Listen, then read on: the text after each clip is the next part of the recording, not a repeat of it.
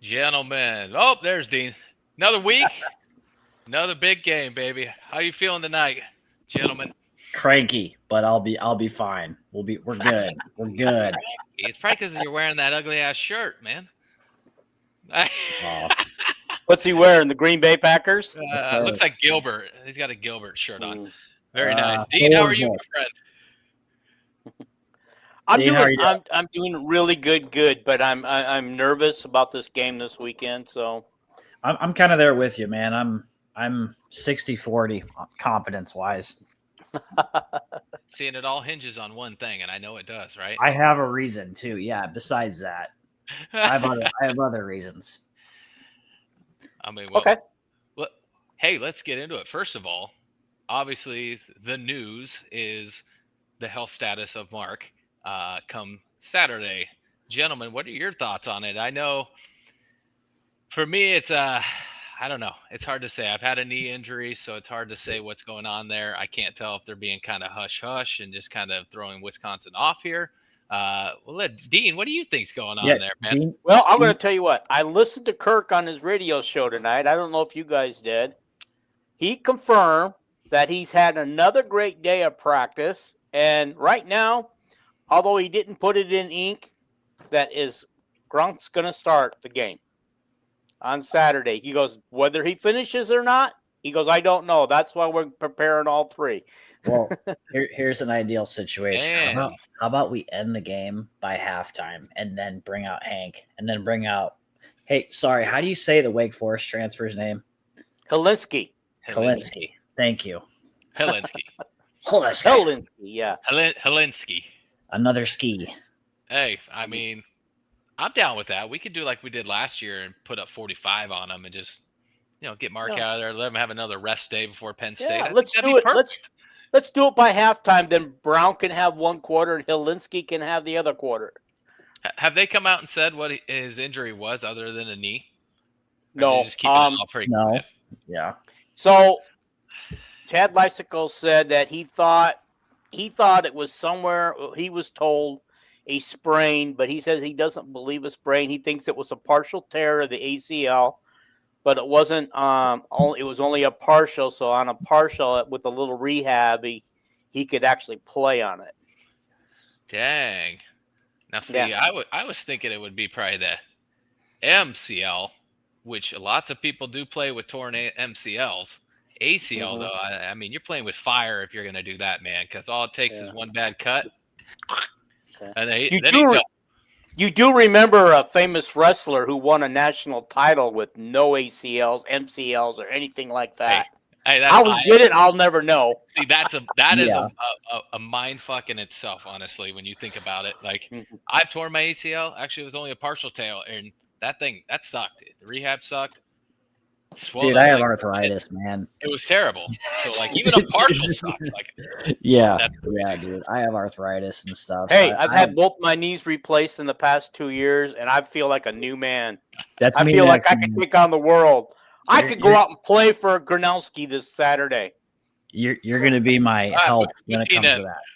Speaking of, let's put Dean in. Are you ready? I'm ready. Schmitty's here. All right. Awesome. Well, we got a special guest. It was a last-minute thing, so we're actually very honored to have him be a part of the team and join us as we preview some Wisconsin. So we're going to get a take from behind the enemy lines here. So shout out to the 38, almost 40 of you out here watching in the world with us. We appreciate you. But yeah, Brandon, I'll give it up to you, sir. All right. Bring him in. You controlling the board there? Schmitty, what's up, buddy? What's going on, fellas? Thanks for having me. I appreciate you guys welcoming me on. Hey, thanks for jumping on so late, man. Appreciate it. Absolutely. Listen, I'm starting the new morning routine with a new morning show, and I'm not going to adjust for a good month and a half. And with two kids, you're wide awake at all moments of the hour. So I'm always ready to chop it up, talk some ball. Thanks for having me. Wait a minute. Can I say something? 2 young kids in the house. You're not wide awake. You're just sleepwalking. Functioning. There you go. Yes, you're exactly right, Matthew.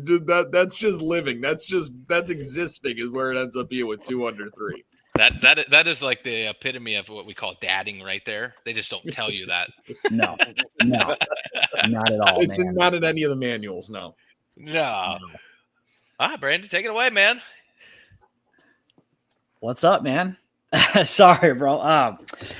So before we get to going, dude, I just wanted to say that what happened this morning sucked, but I'm very thankful that it's you and Armin that are taking over. So it just kills me, man. My routine's thrown off, but you guys are still a part of my routine. Thank you for keeping me entertained for like 2 years. So enough of the sappy crap. Let's get to talking, man. Will you tell the people that are not necessarily Packer fans or that listen to 97.3 as crazy as I do about yourself? Well, absolutely. And first off, thanks for the words. That means a lot. It's a tough part of the life we chose, but it's you know what?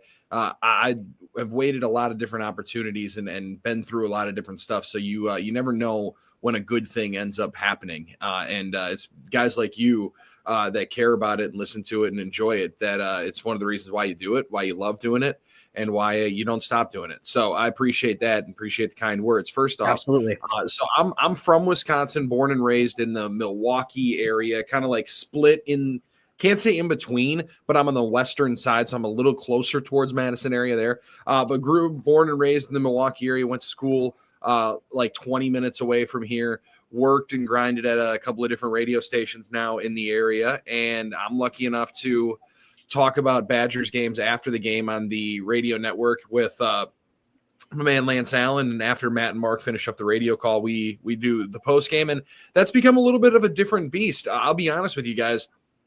I got an opportunity to start doing Packers post games in 2022. There was one thing that happened in 2022, right? Aaron Rodgers wasn't the starting quarterback for the first time in 2 decades. Then I get the opportunity to do Badgers games. And what amazingly happens at that point, they fire the coach like 4 games in because Cam Ward comes in, goes stupid, who's going to ultimately be the number 1 overall pick. And then 4 games later, he's fired. So I have brought a lot of good things with me when I have gotten opportunities. Oh, definitely. So the good follows me, apparently. But yeah, so anything you want to know, let me know. But yeah, we hang out. I get to do now mornings on 97.3 The Game, and then I do Packers and Badgers post games on the radio network. And listen, enjoy as much ball as possible. Gonna enjoy the game this week because it's definitely 2 more levels and 2 on the same level. And then the Wisconsin Badgers have to try to level up quickly and go take on the number 1 and number 2 teams in the country in back-to-back weeks. Ooh. Yeah, you guys have a doozy of a schedule back-to-back years, man. I didn't envy you last year. I called it you would win 5 games last year, and I was right. And we didn't pick this year, but that schedule is daunting too, man. I wish Iowa scheduled some of those teams. Like, I would love to play Alabama, honestly. I may be the minority of that, but we did. I would love to. It is, in today's day in college sports where you can actually suffer a loss and it bring out the better parts of teams, frankly, right? Like you grow and you learn a lot more about yourself in L's than in W's a lot of times. So, listen, they scheduled this when the program was never necessarily on the same tier, but wanting to punch up a weight class and feeling like you were in a much better position to do so. And then, now the juxtaposition 9 years later, and quickly you're one of the question marks in the league as being nice about it. Ooh, Moosh, you already rubbing it into the boys here? That's too early, dog. All right. Well, I'll start off. I do have a question. So I'm sure you hear it all the time.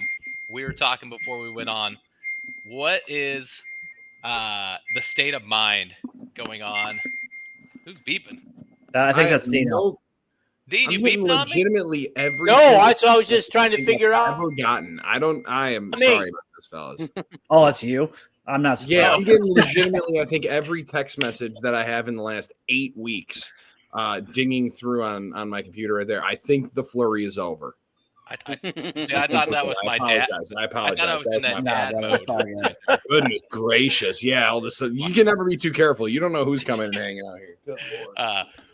But yeah, anyway, back to what I was going to ask you. So I'm sure I'm gonna get it out of the way. We were talking before. We want to know what the state of mind is for Badger Nation with everything going on with the coach, the rough, shaky 3 years, well, 2.5 tenure he's had so far. How's everybody doing there? Hopefully, you don't mind my graphic either. So, far from great, I would say that. Now, I would, I would say there's a lot more of that than there has been in a long time. The state of affairs is about as bleak as it's felt in quite some time for Wisconsin Badgers fans. The optimism is as low as I think I've seen it, but also the patience is at that point, right? So like, and I went back and forth and counted this a number of different times. Luke Fickell was the largest financial investment the University of Wisconsin had, I think, ever made in terms of like an athletic decision. Really? Spending almost $50 million on his contract, which was, I think, 7 years at the time, just short of 50 million, 49 million. What's $1 million a month at that point? So that's why the buyout's as big as it is, right? And he kind of demanded that contract because a lot of teams seemed like they were ready to give that kind of a deal out. And by hell or high water, they were going to be in a transition because not only were they changing the coach, they're also undergoing like a $250 million practice facility upgrade that frankly doesn't necessarily level you up. I think it's a keeping up with the Joneses situation. Little known fact, Badgers haven't had a 100-yard practice facility indoors. Like their indoor facility is not a 100-yard field. So like, they've done that for 30 some years, right? So like, and they would get negatively recruited against. And in a world of NIL where already the dollars and cents are going to be the way you get recruited, any and every thing is going to get magnified. And I think that's the toughest part as to where Badgers fans are right now is everything feels like it's got to be made up in one day, 1 week, one recruiting cycle. And I mean, frankly, Sonny Dykes ruined that for everybody walking into TCU and going to the national title. And then everyone's like, well, they did it. I don't see a Big 12 schedule hanging out on this list. I don't see the old 14 playoff where you don't have to win, 3 games against top 7 programs in the country to get there. And as you guys, I imagine, are having the same conversation with a lot of your listeners and a lot of Hawkeye fans. Yep. The Big Ten coming back, and I think that's the day and age that we're all kind of craving and wishing would return, knowing full well that's a totally different beast. And you cannot just win that side, turn up in Indianapolis, and you're 60 minutes away from prominence in a playoff spot. Yep. You're 100% there, man. The way the Big Ten ascended this new NIL, honestly, was faster than I thought it would. I thought it would stay a little bit balanced, but these last 3 years, like the SEC is not what it was. We don't have the Alabamas we used to have. We don't have the Georgias we used to have. So like, listen, we hear some of the same shit in the wrestlings about KF and Kurt Ferentz and his performance and things like that. And he's winning 8-9 games a year right now. And so like, I can only imagine what it's like. And it's a different era for me. And we talked about the buyout. And to me, I think that's kind of going to be a thing of the past. Honestly, yes, it's a big buyout, but things like what happened today, I don't know if you heard, Stanford got a $50 million NIL donation to him. Like, all it takes is a snap of a finger, and they're going to find $66 million if they put their mind to it. Like, it's just a different beast to me. I don't know. What's your take on all that? Yeah, and I think it's kind of more on the other side. Like, now maybe they're going to find money. Like, maybe there's more Jimbo Fisher haters like that there was in Aggie land, where they're like, I'm going to give you $70 million and you get this son of a bitch out here. All right. I never want to see it again. Like, I don't know if that's exactly what's going to happen, because you're going to have to end up paying the players. Right. And I'm so for, I've had the opportunity to go to the Final Four, media row, media availability, whatever it was, for like 4 years. I can't go to that spectacle and not believe that the individuals that are actually doing the shit on the field should be getting some kind of compensation, right? Like, I can't wrap my mind around that. However, when it's simply walking up to the same donor that's also going to help out the engineering school, right? Or his donation is also going to go to a new science center. Like, certain institutions are not going to change that. Now, individual at Stanford that you just mentioned here today, $50 million. My man Bradford M. Freeman. When they're putting the middle initial in your name, you know you're serious business, right? Like that's when you know is when they start putting the middle initial on you. But so like he said, I don't care what you do, you're using this for football. So you need that kind of guy to go through. And then I don't know, maybe I'm just not in those circles. I can't fathom having $50 million. I definitely can't give it away. I can't fathom giving away. So like you got to find a certain type of person. And like Big Cat's been doing that for Wisconsin. He's going through, I think like the Temu owner apparently went to Madison Masters. Went to the Masters there. So, there's 20 million, maybe. But again, it's like that's the one-time thing. And then you're going to have to do it again the next year. So like, I think the evening out is you're going to get more highlights to Kirk Ferentz, who's a really, really good football coach, and year in and year out maximizes his players and is able to build the program and build up players and build up the kind of player they want, because you're already seeing it. The best teams aren't going into the portal and grabbing 18 to 25 guys. They're getting 6, 7, or 8 dudes. They're all playing. They're all big-time players, but it's plug and play, and we're going to find the best way to supplement our roster. So, like, I think it's a strange deal where the money and the buyout it's going to be close, but I think when you look at and push comes to shove, what ultimately helps, you're going to have the players on the field that are ultimately going to be the ones that you make the right choices on and spend the right cash on. Yep. Yeah. Yep. Sure. It's interesting to watch. I'm just trying to. We always sit here and we're wondering like who would Iowa go after? Because Iowa has a booster, but he funds his money to the wrestling program. So we had a commit for a wrestling program last year that he was paying $5 million to come there wrestling. $5 million. Yep. Like that's a crazy amount of money. That's even for college. And guess what? I don't know what happened, but I think somebody countered at Penn State and he decommitted and went back to Penn State. So I don't think he's actually committed to anybody yet. I think you're right. Virginia Tech. It's actually he's committed to his bank account is what that one sounds whoever like. his bank account. But we always wonder, like, man, what is it going to look like for Iowa? You talked about the Temu guy. I heard that story the other day, and I'm like, who does Iowa have? I mean, there's a lot of Hollywood writers. There's obviously actors. There's a lot of athletes. There's just like, how do you tap into that stuff? Have you guys ever talked about that on your show? Like, who goes up and says, hey, buddy, you want to give us $50 million, huh? And then nudges them or something? Like, I really want to get that job. Well, Tom Arnold's a big Hawkeye fan. Why doesn't he throw some money at the Hawkeyes? Fuck that guy. That's one of the funniest parts is like, insane deal. It's like, so you got to get the right person that loves the team that much, then has that kind of disposable income where they legitimately have to give it away so the government doesn't take it in taxes. I'm guessing that's what it is. And then also like you make inside more write-offs to make it look even better. Yep.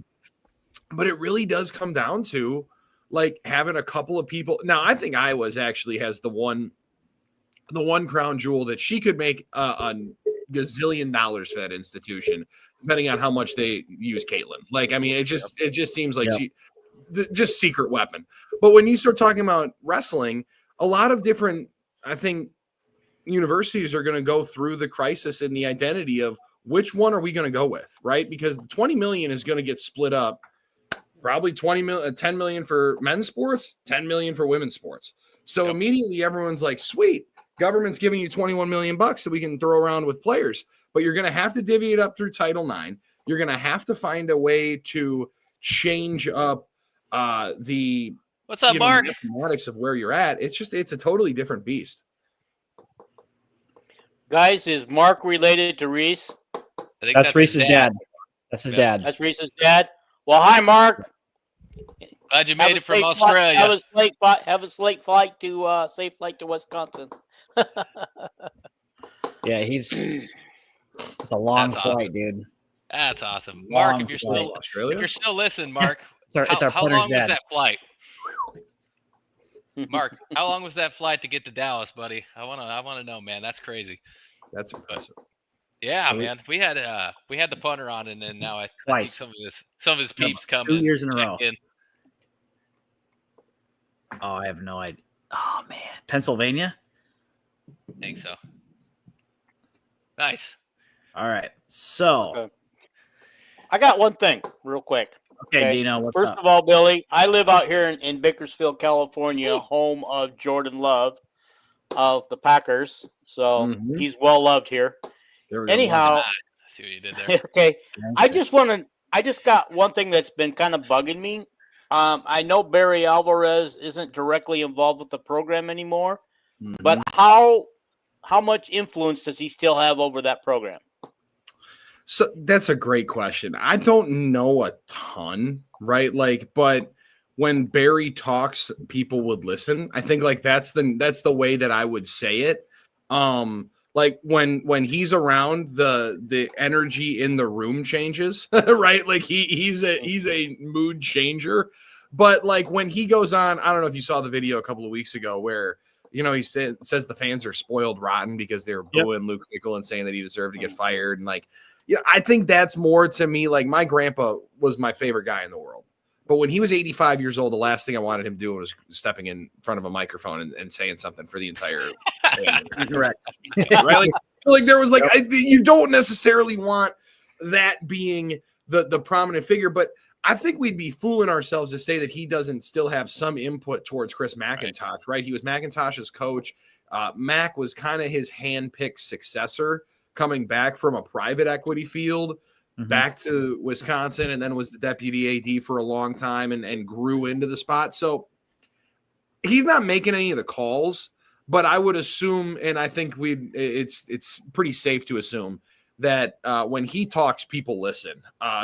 He's got some pull, I would think, but he's definitely not hanging out in the back making all the calls. That's for sure. Okay. So what if he gets a wild hair, because he's older, and he comes in there storming and says, "You guys lose to Iowa Saturday. Sunday he wants him gone." You think they just tell him to hit the door, or do you think the ball gets rolling on that? What do you think? Well, and like I think there's two levels to this, right? Like I think there's the because we get it where people will ask us on the talking text line, like, are they feeling the heat? I think feeling the heat is knowing your ass is in the jackpot, right? Like this needs to turn around because you can't be getting blown out to Maryland, right? All due respect to my man Malik Washington and his family, who is the starting quarterback there, who looks legit, by the way, true freshman who is just slinging the ball all over the place. But like that just can't happen. You can't get pantsed by Maryland at home in your Big Ten opener at home. Like it just can't happen. So there's knowing that you're not living up to a standard, then also that to being fired. Like I don't know that line has been crossed yet. But I also was beyond floored when Chris was relieved mid-season. One, they don't really fire coaches mid-season. They haven't done that in a long, long time. They never really have trafficked in that realm. And I thought that seemed more like a mounting conversation. Luke was brought in, went to rebuild kind of the recruiting foundation, the high school recruiting, and absolutely win games on the field. But I think the way he's being measured is not simply whether they win this weekend, if he's going to get gassed. I'd be floored if those kind of conversations, frankly, are happening this year at all, even though the results might force more of the conversation. Right. Does that make sense? Like, if you lose out, then you're forced to have say you find different dubs and you find a couple along the way and, you walk in and surprise Washington and it's a different deal. Then I think there can be a little bit of an attitude, but losing 5 straight and getting pantsed in some of the games the way that they did a year ago, that just simply can't happen. So I don't think it's like a right now deal. But I think in weeks going forward, we have the same conversation on November 8th, and I think it's a much clearer conversation. That makes a whole lot of sense. Well, we won't keep talking about the coach. Why don't we get into some X's and O's and talk about the game? Sound good? Let's do it. All right, man. So just a small tidbit here of how we stack up. Obviously, it's still early in the season, but tell us a little bit about what we should expect out of Wisconsin. I know it sounds like you guys are on a backup quarterback. Our quarterback is We don't know 100% yet. day to day, but yeah. Yeah. We don't know. The Gronowski one is fascinating because I think he just changes the way you guys play, especially the physicality that he can run with, and the I don't give a rip attitude is I absolutely love it. First, those are the kind of portal acquisitions that I think, like when we were talking about earlier, Iowa and Wisconsin mirrors of each other. Those are the ones to go and grab, right? The standout dudes that have been about building a program, know what it looks like to win, come into a winning culture and kind of organization and just be able to add in and be an additive to already the program, not kind of a shifter. Right. But to the spot where the Badgers are right now offensively, they've kind of had to throw because they've been behind in a number of different games by a rather larger margin. But you mentioned the backup quarterback. Right now, last week they were on their third stringer in Hunter Simmons. That was quite a surprise. At least even around practice and around the team, they kept that very, very tight-lipped to all of us that he was going to be one of the guys. I knew he had gotten a little bit of action during the bye week, but for him to roll out as the starter against Michigan, that was a little bit of a surprise. But the numbers that O'Neill put up just didn't warrant him getting, consistent opportunities unquestioned or unrivaled. So, we get an opportunity on my daily show to talk to Billy Edwards every week. And it really sucks that he hasn't gotten the opportunity to play because he is a phenomenal young man. And like listening to his attitude in a really shitty position, right, to be brought in to be the starting quarterback and play, I think in total 4 series in the 5 games that they've played. He's been able to do whatever he can to try to help. They got a couple of really nice playmakers outside. They haven't gotten Kekahuna number 2 involved nearly as much as I thought they would. He plays primarily out of the slot. Vinny Anthony's a legit player. He's an NFL guy on the outside if they can get him the football enough. Where last year his route tree was down the field. Let's see how far we can air this bad boy out and see if he can run up underneath it. And now he's definitely advanced in the route running game. So Vinny Anthony's a legit player. They brought in this dude, Lance Mason, who was playing at Missouri State a year ago. And he was a spring portal acquisition. So after spring ball, they had a couple of guys that they thought were going to be acquisitions decide not for me. They grab Mason, bring him in. And all he's done is I think been their second or third leading receiver throughout the year. They haven't been able to run the ball much at all. And it's not super surprising because they're really young up front. They've had multiple games where they've played 3 redshirts freshmen and all on the same side of the line, right? Like center to right tackle, playing a bunch of redshirt freshmen. So that can be dicey. They got 2 nice running backs, but frankly, the consistency up front is the most concerning part. The best drive of the game a week ago against Michigan was the first drive, and they just ran roughshod up and down the field and then never established the line of scrimmage again thereafter. So consistently being able to get Dylan Jones the ball is imperative, but they've got nice pieces on offense. They've been so young, and it seems like they're starting to crack through a little bit, but in bits and pieces, and it's been tough sledding at a majority of times over the last 3 games. Yeah, and I just realized I messed up on the graphic there. You guys do not average 54.8 points a game. That was Indiana. I was going to say, you're such a bad, buddy. Did you guys see my hourly glass? I had to put that on the screen to make sure I was reading that right. I was trying so hard not to die laughing. My bad. I was trying hard. I saw that, and I was like, Billy's probably like, what are these guys getting this information? These ass hats? What? There was a time and place where Greg Gard would be happy with scoring 54 points for the basketball team in game, too. So I thought maybe that was just where you grabbed it. We'll remove that one for a minute. Very By the way, just out of curiosity, I know it has nothing to do with the football game, but what did Gard do to turn around going from 50 points a game up to 80 points a game? What did he change in his philosophy? It's incredible. The sheer volume of threes, and the quickness in which they played. Kirk Penny, who actually just left, this is kind of a bigger story than it's getting necessarily talked about just because of the timing of it. But Kirk Penny was brought in a couple of years ago. He was big in the USA Development League and the USA Basketball that transitioned over in Australia and New Zealand. And he was phenomenal for them over the last 2 years at just continuing to develop their pace and move it up and down the floor. But yeah, it's no longer the Bo Ryan swing offense that they used to be running on the basketball side. And Greg has just done a phenomenal job at changing the way that you think about them, because it was 55 points in a nap that you could count on for the 2 hours of Wisconsin basketball. Now it's about 75 points up and down. And I'm going to need a couple of breaks to the fridge to be able to keep up.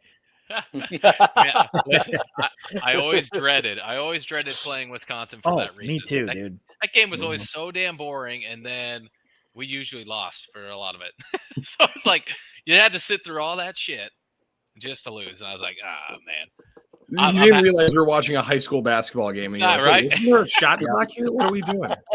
How we only got 50? It's 54, 51? What? 60 seconds left? I got to be reading it wrong. We're on halftime, right? Yeah. Oh, man, I feel that. Yeah, man, there's some crazy matchups going on this weekend. I know you guys are very stout when it comes to the run, right? And we've already touched on with Mark and his running ability, but I think if he can't run and Iowa needs to take the pass, it really changes the dynamic of the game. So, with that said, the secondary for you guys, what can we expect out of them? Who are some playmakers we should be looking out for with them? Because I think Iowa's going to have to pass this ball a little bit more than I think they have traditionally. Well, I think Ricardo Hallman is one that still jumps off the page. Now, he hasn't necessarily had his best year and a half. But talent-wise, he's still an exceptional player on the outside, and he's gotten tested quite a bit.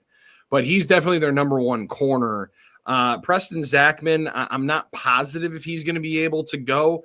If not, Matt Young has stepped up. He transferred up from Bethel, near and dear to my heart, went from a D3 guy to a Big Ten player, and he came in kind of as a backup.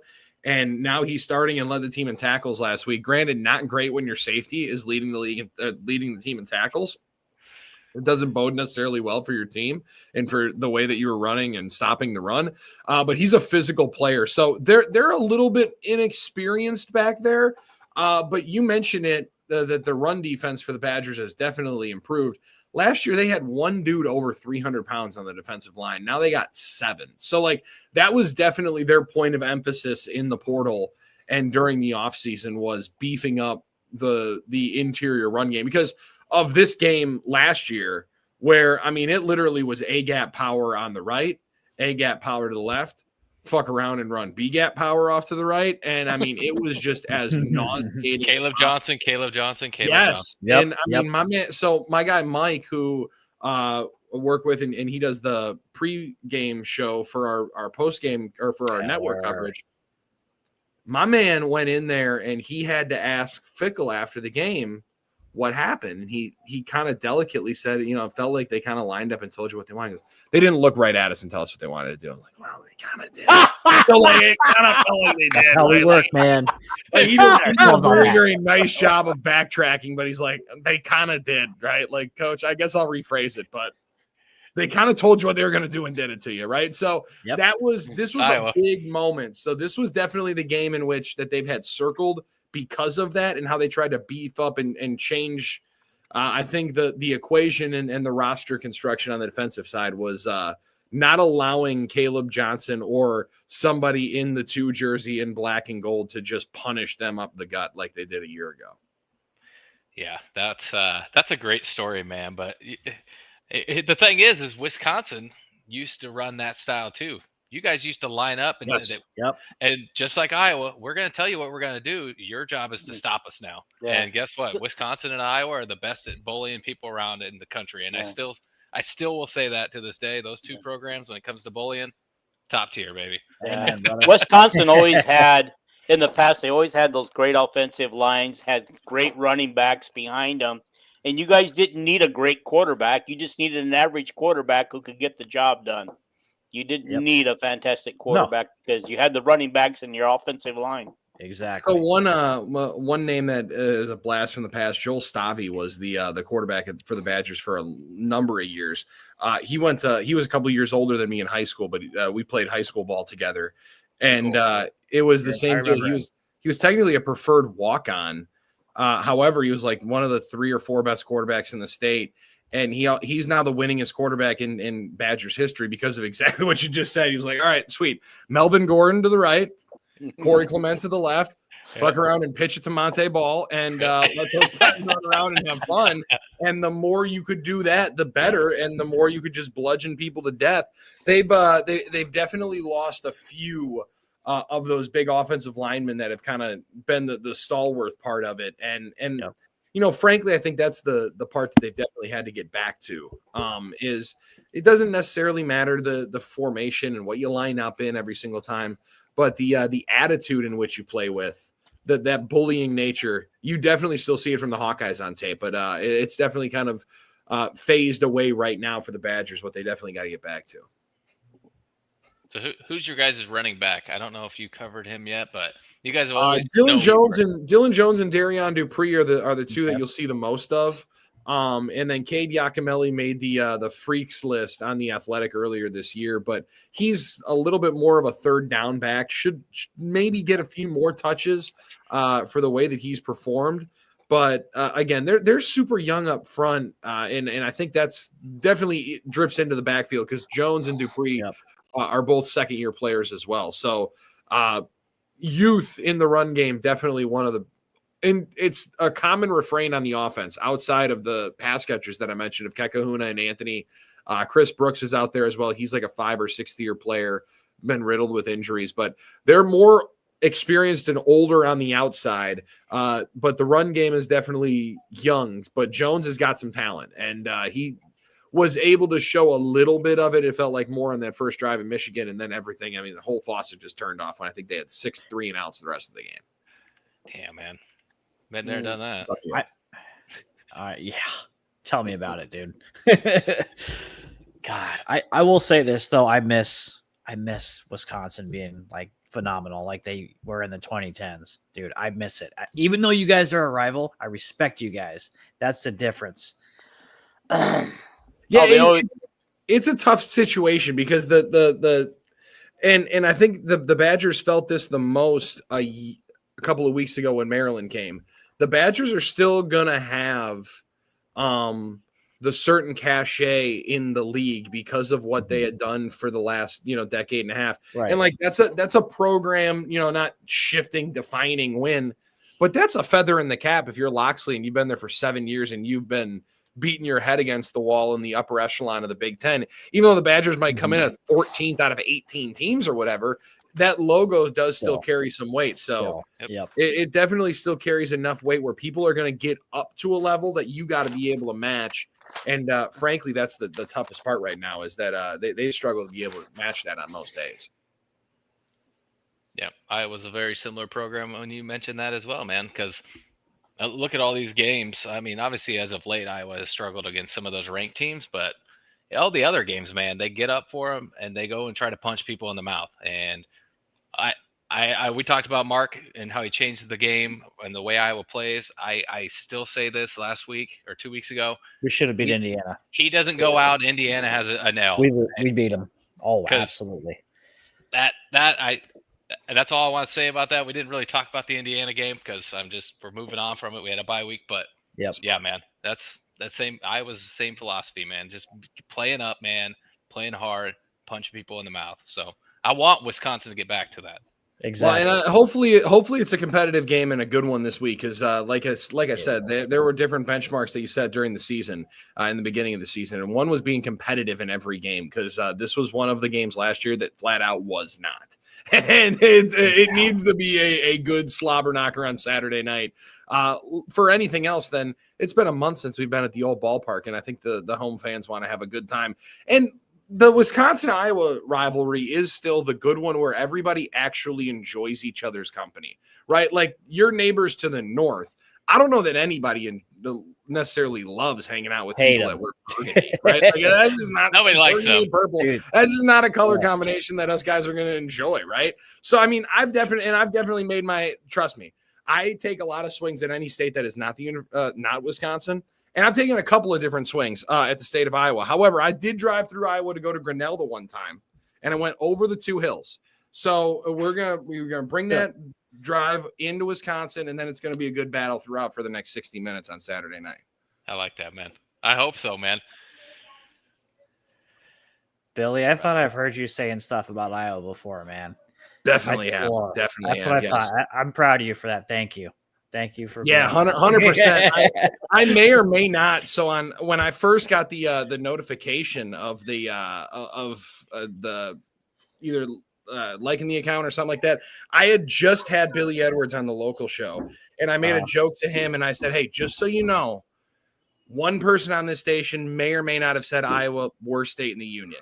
That might be me." And then immediately your account followed me, and I'm like, holy shit, I'm about to get freezing cold takes up the ass. And they're going to say quarterback for the Badgers, Billy Edwards Jr. said Iowa, shittiest state in the country. And then immediately everybody picks it up. So that was me. That was definitely me that said it. Illinois. And I'll own up to it, and I'm excited to be able to potentially wear that L later on.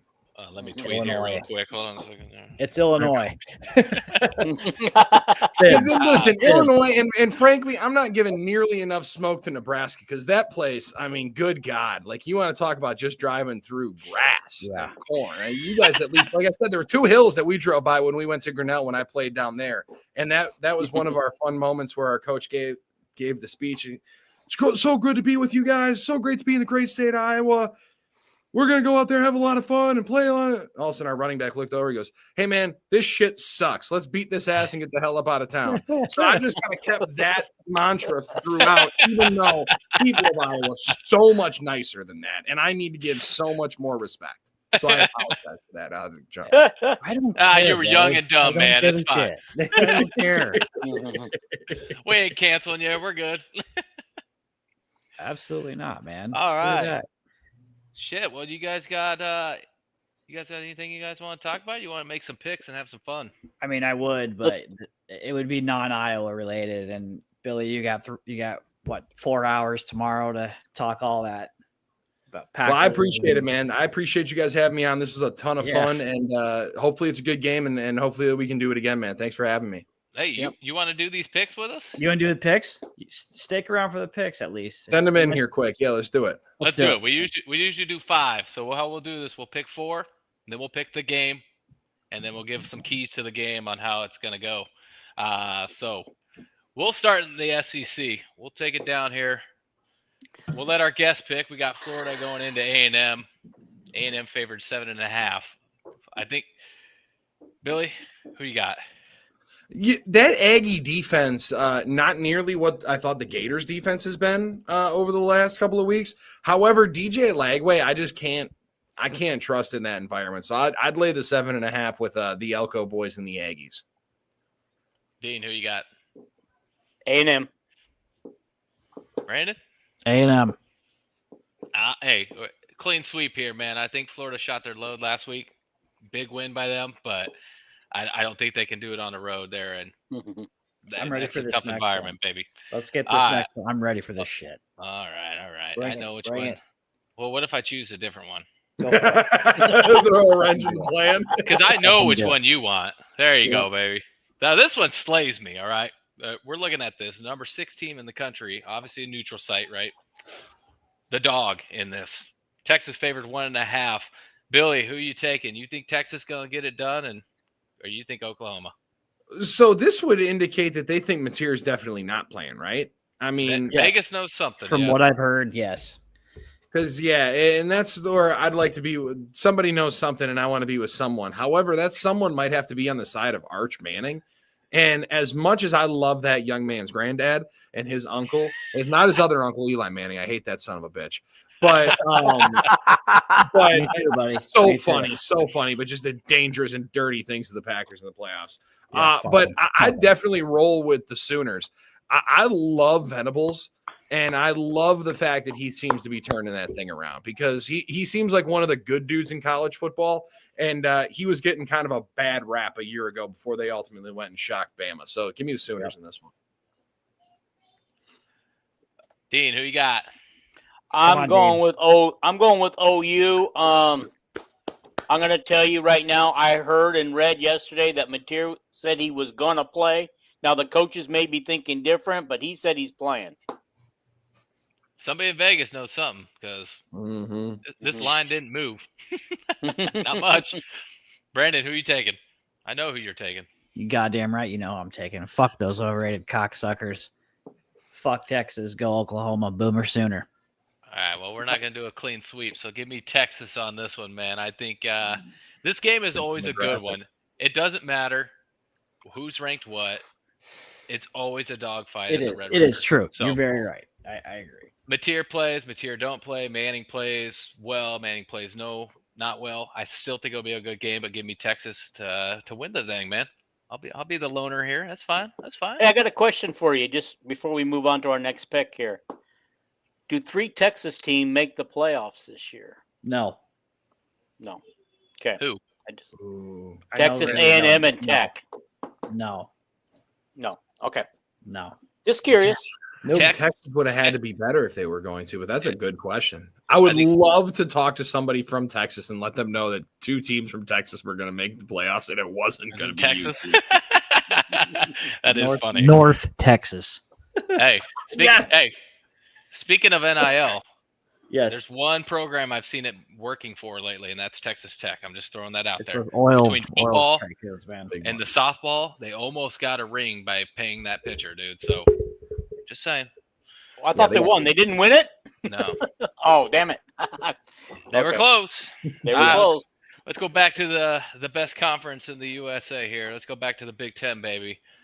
The Fighting Bielemas versus the number 1 team, defending champs, Ohio State Buckeyes. Buckeyes favored by 14.5 on the road. Is this where Brett Bielema has one of those games? He coached at Wisconsin for a while, man. You ought to know. I was going to say, Billy, what? I never heard your thoughts on Bielema. What you got? Yeah, I don't have as many personal stories like a lot of people do because I wasn't covering the team when he was here. There's a lot of people that got a lot of feelings about it. I personally have only had positive interactions with him. I think he's a hell of a coach, and he's one of those dudes that, again, you want to talk about commanding the room. Brett Bielema changes the temperature of the room. Like, he immediately heats that bad boy up and has a lot of attention on him. So I'm pro Illini. However, in this week, I'm not taking anybody against Ohio State. I've lost way too many bets already on the Buckeyes. Against the Buckeyes. I lost on them when I was on Washington, and was on Texas in the first week. So I'm sick and tired of doing it. I'm not losing any more money on the Buckeyes. Give me Ohio State, and I'll lay the 14.5. Dean, who you got? Oh, I got to go with Ohio State. And after what Indiana did to Illinois, I imagine Ohio State will probably do something similar. That's crazy to think what Indiana did to him, but beat the shit out of him. Yeah. Defense wins championships, fellas. Ohio State. Man, I can't go against this one. So we're going 4-0 on this bad boy. I think Ohio State cleans this one up. I don't think they'll get boat raced, but I think they cover that 14.5. Guess you could call that a boat race. It is a rivalry. It is a rivalry, technically, for a stupid turtle. Let's head over. They got a trophy for this game? Yes, it's called the Illini Buck. Look it up, man. It's hilarious. You'll love it. The Illini Buck? Yeah. What a horrendous name. And it's a turtle? Look it up. Who thought of that? They're sitting back saying, hold on. Okay. We don't have a trophy, and what we do is we name the one name here and the one name there, and we put it together. That's a hell of a thought process right there. That's awesome. Hey, real question. What the hell does that damn trophy look like? I'm curious now. I'm going to have to look this shit up. Google. All right, let's head over to the SEC and the new Heisman frontrunner there at Missouri. Alabama, favored by 3 on the road at Mizzou. Man, I think this is going to be a pretty damn good game. I'm just curious how many more times they're going to let Caden Proctor run the ball or be involved in the offense besides blocking? And I'm kind of curious about that. So, Billy, who you got in this one, man? I'd give that big son of a gun the ball every single game. Damn right. And let make somebody stop it. That being said, I'm going to go with the Tigers at home, not only with the points. I think they win the game outright. I think Drinkowitz, hopefully I'm pronouncing his name correctly. Yep. I think he's one of the best kept secrets in college football. All they do is win 10 games. And you look at their schedule. This was one of my favorite, early season shot and swings in the dark on futures was Missouri to make the playoff, because you could get them right near 8 or 9-1, and they have a really, really good team, and that is a hornet's nest of a place to play. So give me the Tigers in Mizzou. Like that. Dean, who you got, man? I'm definitely going with Missouri. I took Missouri on last night's show, and I can't change it tonight. I like that consistency.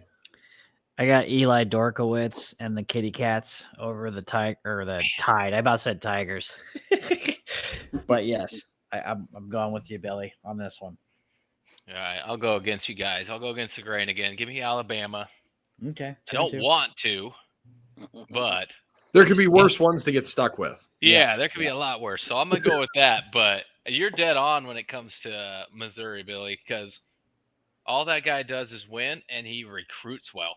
Mm-hmm. I don't know if you've noticed some of these studs they get into come play in Columbia, Missouri, but hats off to that dude for getting that program back up to where it is. So, all right. Not only that, they also got the expansion too, right? I mean, not only do they actually get players in, and they're getting the SEC expansion with the part of the new stadium.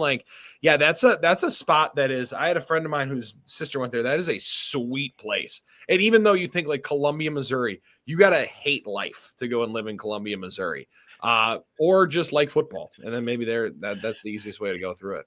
Two options. Yeah, right. There's two options. Football, hate myself. One of those two. And then let's go with probably the best game of the weekend. This one should, on paper, looks like it should go really, really well. We got the Ducks at home, welcome in the Fighting Hoosiers there, the Menendez gunslinging Indiana team. Oregon favored by 7.5. Billy, who you got in this bad boy? I'm gonna be smoking the cigs with Kurt Signetti. I'm gonna roll with the Hoosiers taking the points. I love their team. I think they're so physical. I think they're a lot more in the game that they played against Iowa. That Iowa's always going to be one of the top 5 most physical teams in the conference. I thought they went kind of toe for toe, and that was the first test that you're going to have to do. If that game wouldn't have been before going to Eugene, I would have thought Indiana gets drummed. But at least going to Kinnick, feeling what a real road environment and testing themselves like that.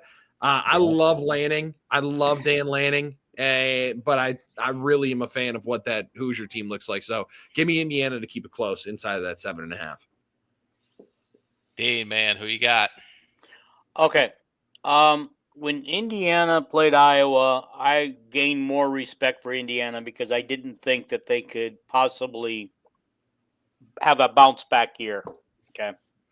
However, I'm still taking the Ducks because the Ducks are at home. It's the only reason. It works for me, man. Brandon, who you got? I know you hate the Ducks. I know I do. I can't stand them. I'm gonna go with Tony Montana and the Indiana Hoosiers. By the way, Billy, that's what I. So Fernando is Cuban from Miami. I was in the stands and I wasn't wasted by any means, but I was just blurting shit out, and that just popped out of my mouth, and I was like, "Wait a second, that makes sense." So I'm going with Tony Montana and the Hoosiers, baby. Tony Montana, that's phenomenal. Fernando Mendoza is actually Armin's favorite college football player of all time. I'm not surprised. He can't get enough of that son of a gun. The time when he was crying last year after winning with Cal, he's had that kid's heart. He also looks a little like he might be AI. Yes, he does, don't he? He does. And the way his head is actual chiseled up, he looks like he actually might be Grok. That's what the Twitter X actually is. All right. Reminds me of the Teen America movie. America, those little Yes. puppets. That's what he reminds me of. It's like just like perfect, like it's fake, Just man. perfect jawline. Yeah, I bet he's having no fun in Bloomington. Yeah, I agree on a lot of points with all three of you gentlemen, but I did earn a lot of respect for Indiana, as you said. They were very physical to Iowa. That was probably one of the hardest hitting Iowa games I've watched, both sides of the ball, Dude, it was in a long time. I mean, the hits the quarterbacks were taking, the hits everybody was hitting on everybody. That was good. Earned a lot of respect for them, but unfortunately, I think they get got, but give me the points. I think they'll be under 7.5 on that, but give me the Ducks on that bad boy. okay. All right. Let's go with the last but not least. It's Our bedtime. best game. Our best game. Our best game. All right. Night game. Camp Randall, Oh, baby. man. Been there for one of these where I was come and visited. I think it was, 07, 08, maybe the last time I was up there. I still need to go myself. The environment's going to be crazy. As you stated already, Wisconsin hasn't had a home cooking in a month, you said? Yeah, just about a month. Damn, man. So Camp Randall's going to be rocking. Hawks favored by 3.5 on the road. Let's start with our guest of honor here and the Buckeye knowledge machine himself, Billy. Who you got in this one, man? What are some keys to this game? Yeah, I gotta say, I thought the Hawks would be favored a little bit closer, like 6.5 than the 3.5 that they're giving Wisconsin. But yeah, I got to take the 3.5. I got to take the Badgers more than anything because I'm going to be honest with you guys. I can't do another one of these losing post-game shows. Like there's certain guys that do the job and they're like, it's good when the team is okay. That shit blows. Like doing the game when people are like, oh, they stink. Oh, they need to fire this guy. Oh, they're not going to win another game. For my own sanity, the Badgers need to win on Saturday night. So give me Wisconsin. I'll catch the 3.5. Man, trying to make us feel bad for you now. Shit. Dean, who you got, man? Okay, so first let me preface this. He was talking about not wanting to do a losing post-game show. When Iowa had their sound-off program, which they no longer have.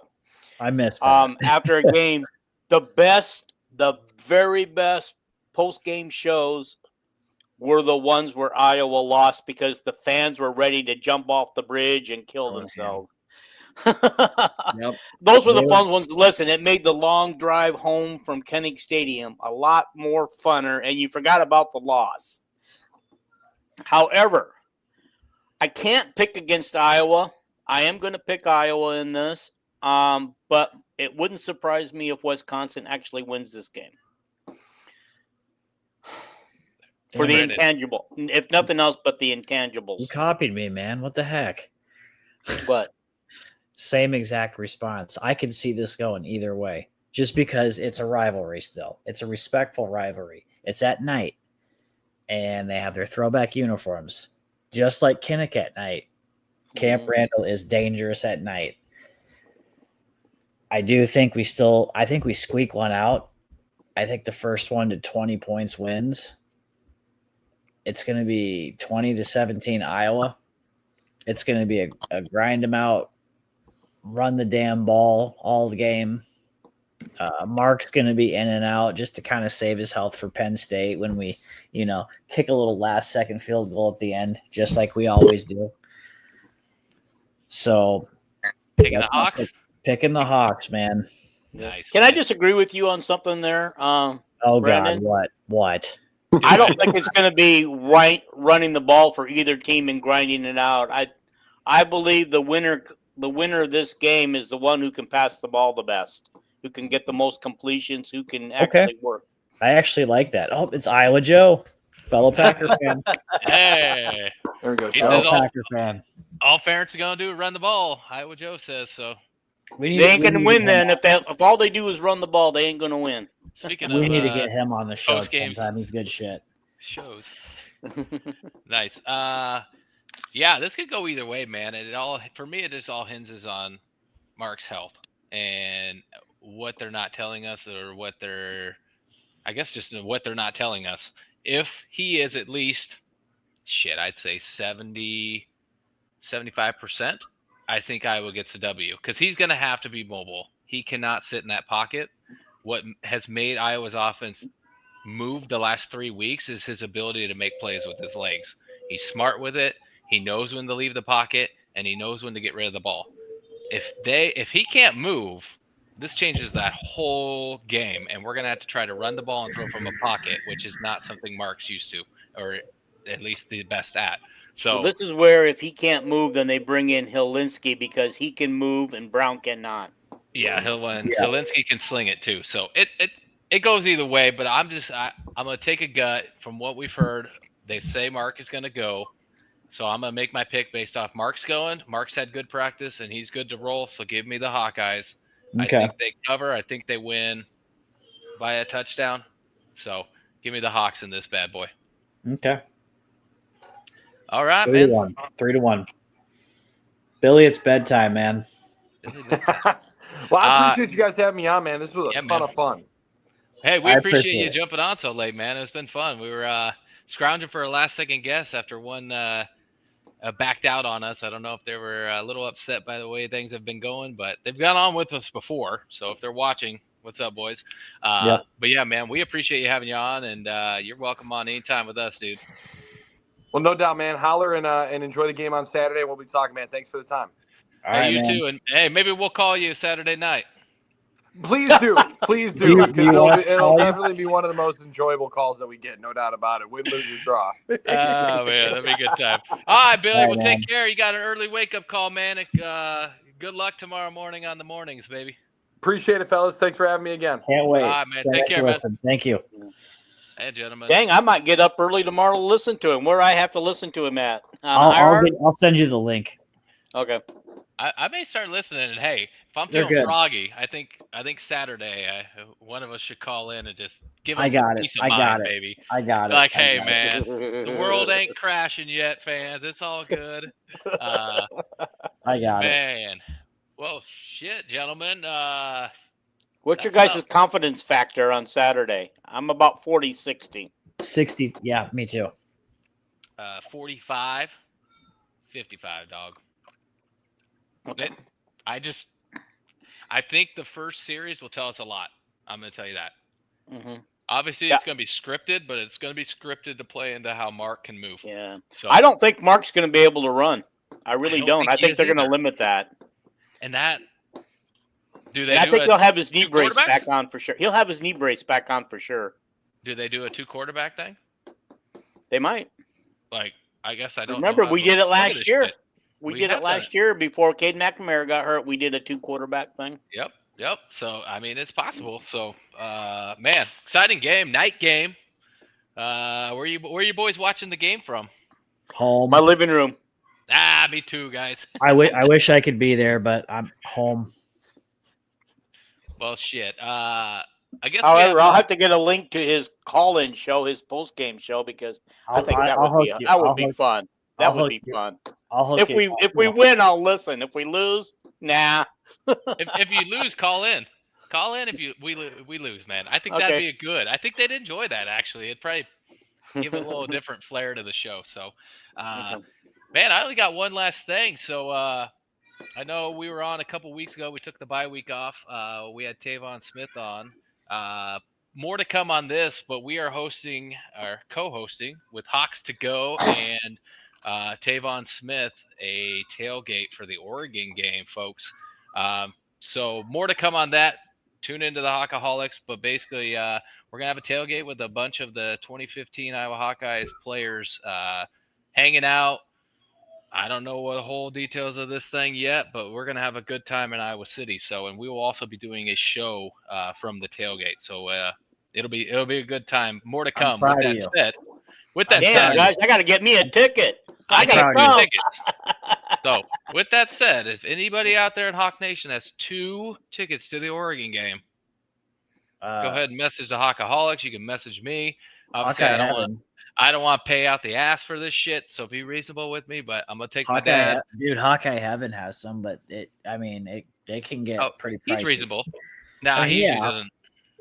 Levi won't do that shit, so that's good. I know he won't, but Hey, anybody out there? But anyway, more to come on that. So we'll obviously have more details, but it's going to be a big party, man. Obviously, we got a bunch of Hawkeyes. Shit, who did I tell you was already coming? Brandon, do you remember? Greg Mabin, Tavon Smith, Carl Davis. There'll be more. Jaleel How'd you Johnson. guys line this up, man? How did you Desmond get this lined King. up? Tavon Smith, buddy. He had him. We were on the show 2 weeks ago with him, and he wanted to do an event. So I started working with him. We hooked him up with Moose and the Hawks to go. And like I've said, like we've Yeah, said, man. Dean, just get on Twitter and start messaging people. Just hey, I'm pretty pumped. Desmond King's going to be there. Maybe what Yeah. I should do is hook up a live event at USC and see how many former Hawks will come to USC to Do it, watch man. the game. yeah. You miss You 100% of the shots. Hey, you Marty, make, if Marty's watching, I saw he posted earlier. Hey, Marty, are you coming out to USC? Maybe we can work He something said out. he was. He said he He was. said he was?